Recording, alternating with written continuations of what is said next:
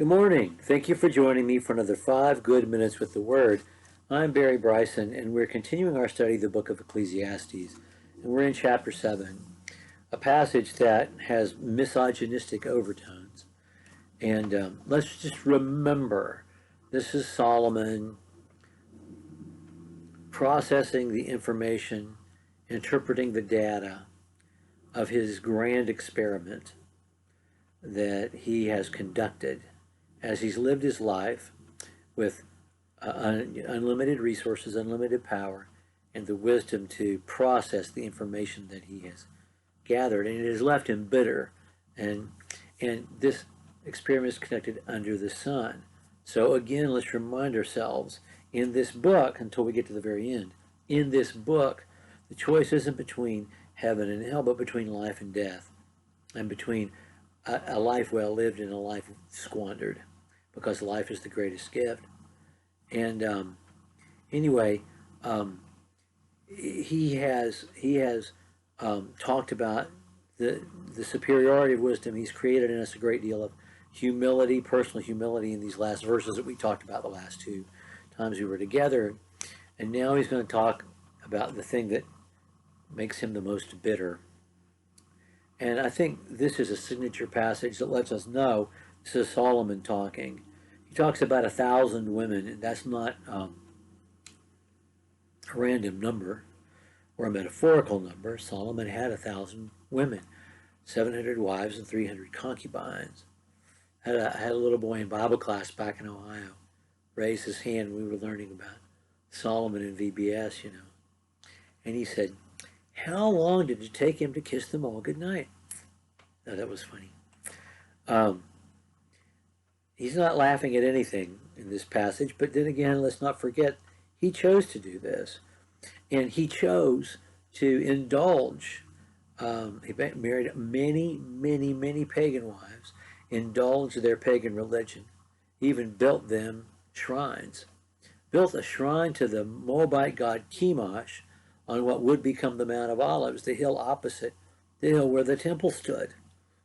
So anyway, this bitterness is all on his own head. He has earned it himself through the way he has decided to live his life. So let's not forget that. Verses 25 through 29, chapter 7. I turned my heart to know and to search out and to seek wisdom. Finding is the theme throughout this. And he said it in as many ways: to know, to search out, to seek wisdom and the scheme of things, and to know the wickedness of folly and the foolishness that is madness. And I find something more bitter than death, the woman whose heart is snares and nets, and whose hands are fetters. He who pleases God escapes her, but the sinner is taken by her. Behold, this is what I have found, says the preacher, while adding one thing to another, to find out the scheme of things, which my soul has sought repeatedly, but I have not found. One man among 1,000 I found, but a woman among all these I have not found. See, this alone I found, that God made man upright, but they have sought out many schemes. He's indicting men as well as women. And he really is describing the futility of his life. This is a very personal passage. This is a man who has been embittered more than anything else by his relationship with women. Let's not forget who his mother and father are, David and Bathsheba. So we have a pile of dysfunction right there into which he is born. David, for all the ways we admire, appreciate, look up to David, the man after God's own heart, David, the text is clear, was not a success at being a husband or a father. David had multiple wives and concubines, but not like Solomon. Solomon had 700 wives and 300 concubines, 1,000. So when he says, I've searched through 1,000 women, that's not an exaggeration. It's not a lie. He did. He says there's one man in 1,000.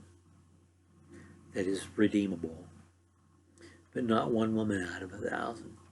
Jack P. Lewis, one of the best scholars that the Brotherhood has ever produced, who passed not too many years ago, long-term professor at Harding Graduate School of Religion in Memphis, Tennessee, said something that I heard one time that I thought was the best line ever about this passage.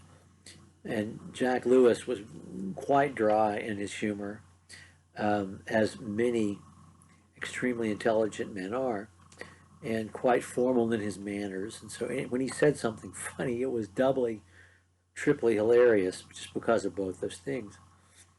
And after he read that passage, he looked up, adjusted his glasses and said, well, if he had been looking for only one woman, he probably would have found her. And I thought, yes, Mr. Solomon, Mr. Jack P. Lewis answered your observation right then and there. Good point. The flaw in his reasoning is that he looked through 1,000 women. However, having said all this, his conclusion cannot be disputed. I found that God made man upright, but they have sought out many schemes. We're born innocent, and God gives us every opportunity to do what's right, and we don't do it anyway. And that's true. That's absolutely true about the human race and about each of us individually. Okay. We'll pick up with the wisdom. We're going to be more in Proverbs territory in chapter 8. When we begin, we'll pick up there next time. Thank you for joining me for another 5 good minutes with the Word.